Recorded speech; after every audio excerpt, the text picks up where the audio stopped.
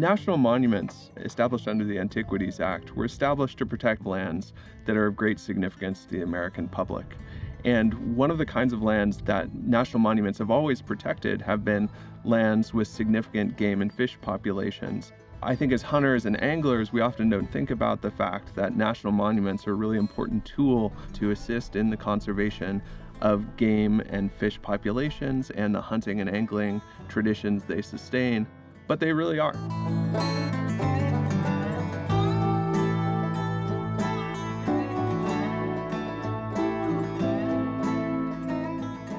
We're hunting quail here today on Agua Fria National Monument, a place I've hunted for years, but that was established as a national monument in the year 2000. And it was established primarily to protect the amazing indigenous historical sites that are all over the land where we're hunting today, including petroglyphs that tell us that, this land has been hunted by humans since time immemorial. Agua Fria National Monument has hunting as part of its values. So it's great to be able to have that access and to be able to come to a place like this that's going to be preserved forever.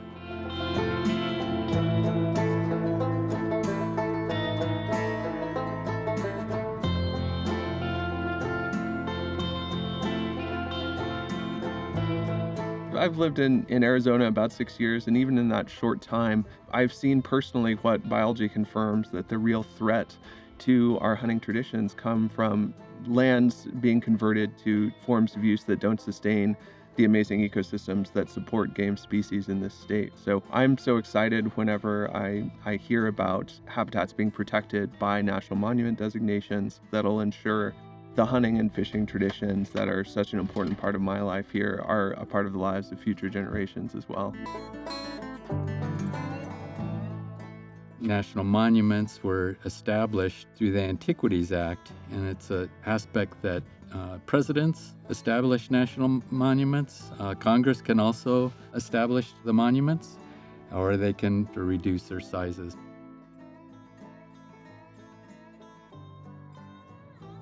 I think it's really important that sportsmen and women have the ability, when monuments are established, to be able to have input into the values that monument is established.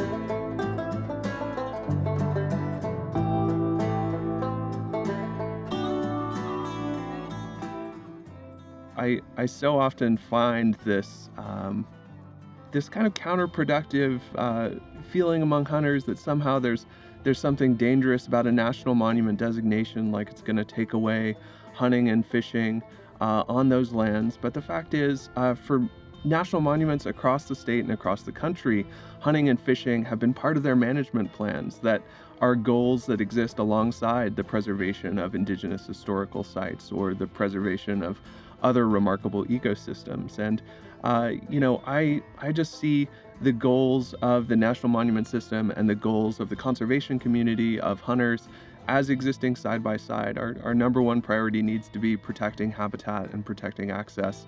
And national monuments are a crucial part of the puzzle that makes that happen across Arizona and across the country.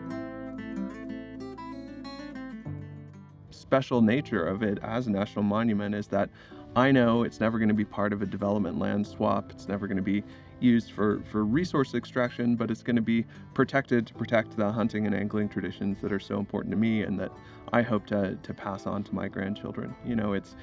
It's one of those things where, to protect hunting and angling traditions, you have to protect both habitat and access. And a lot of people don't think about national monuments being an important part of protecting both, but they really are.